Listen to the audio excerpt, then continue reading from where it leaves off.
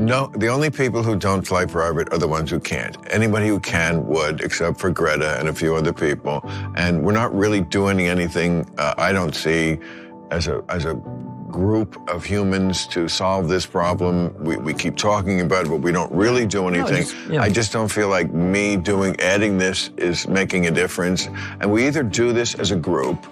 I'm just not going to be the one schmuck, not enjoying my life if we've all just decided. All humans who've ever been on a private jet understand it. All of us understand it. I have a 4-second impression of her, a 15-year-old high school kid with Asperger's lecturing the world.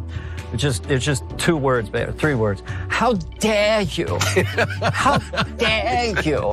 So and I understand her plight, and I'm sympathetic to it. I think she's a brave person. Totally. But I also think she is not representative of her generation, who love to blame us. You wrecked the world. Yeah, like you're doing it differently. Like you're not driving.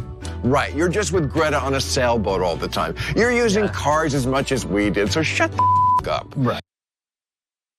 Okay, so I have so many problems with that. First of all, I like Dana Carvey, but Francesca does an objectively better Greta Thunberg than him. Let's be clear about that. And when it comes to Bill Maher, first of all that you're seeing there, and it's very clear, even from just the way that he's sitting and all that, is just comfortable old rich person stuff. I don't want to be blamed for the decisions I made. I don't want to change my behavior going forward. Stop telling me to change. It's just the anti-woke thing that you get from Ron DeSantis, except it's from a guy who still considers himself a liberal or whatever. And by the way, could you decide what the issue with young people is? Because what I've gotten from Bill Maher on a daily basis for years is they're changing too much. They're doing too much. Now they're apparently the exact same thing as everyone else. They haven't changed any of their behaviors. I guess they're not doing anything to limit their emissions, which, by the way, quick little fact check. We know objectively that young people drive less. They own cars at lower rates. They drive less when they do own cars. That is not something that's up for debate in an offhand comment by an ex-comedian. It's an objective truth that younger people are doing more to deal with the problem of emissions. And by the way, most of them don't have TV shows where they, in theory, could use the influence they have to affect other people's behavior. Him individually choosing to use a private plane or not is not the major issue, although it is an issue. It's his ability as still regrettably some sort of thought leader to be responsible in the way he talks about how we must address these major crises and hopefully encourage others to not only be a part of the solution, which by the way puts too much of the onus on regular people, but to prioritize dealing with these problems when choosing politicians going forward, when choosing how and why and if to regulate industries, because that is how you're actually going to address this problem. But all of that is left on him, a guy whose entire job is to know what he's talking about, once again, as usual, doesn't. What do you think, Jessica? I have big beef with how loosely we use the title comedian. The fact that Bill Maher is considered to be a comedian, it doesn't sit right with me. I changed the ignition coils and spark plugs of my Mini Cooper some years ago. I don't go around calling myself a mechanic. I feel like you have to be actively funny to have the title comedian. Bill Maher is not. At least Greta Thunberg actually does what she says she's going to do. She's a climate activist. She is that. He's a comedian, and he's not funny. And I hate that they focus so much on personal behavior when Gen Z has been so clear that the main problem with climate change, pollution, and global warming and carbon emissions is that the biggest polluters are corporations and the US military. We're very clear that that's our target, and we need to change how our energy grid is structured and transition to renewable energy so we're not dependent on fossil fuels. And we need to hold corporations accountable for the amount that they're polluting the planet.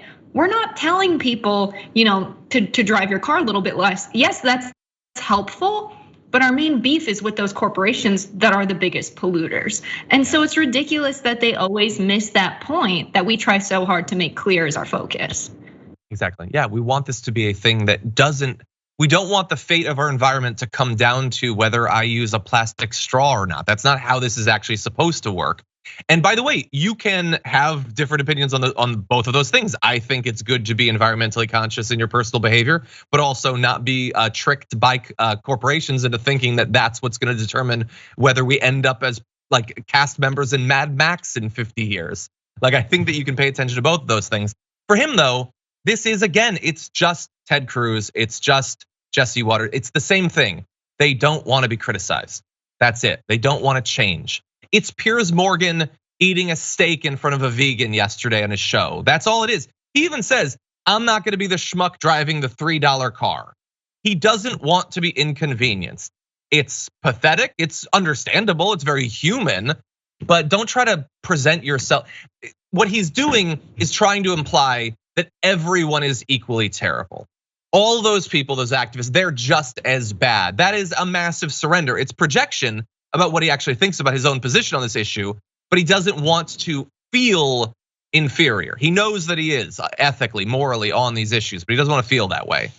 By the way, just really fast, Britain has approved the first new coal mine in decades, despite obviously having, what are considered audacious climate targets to hit. They're going to be doing this new coal mine. It's not for electricity generation, it's for coking coal, for steel production. But tell that to the atmosphere, I guess. At the end of the day, seems like a bad decision, a bad direction to be moving in.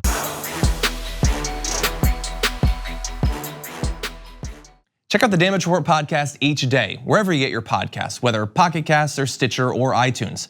You can join me as I give you the news and stories you want, with a range of co-hosts and interview guests jumping in on the fun each day. Again, that's the Damage Report, wherever you get your podcasts. And if you get them at iTunes, don't forget to rate and review. Sometimes I'll read them live on the show.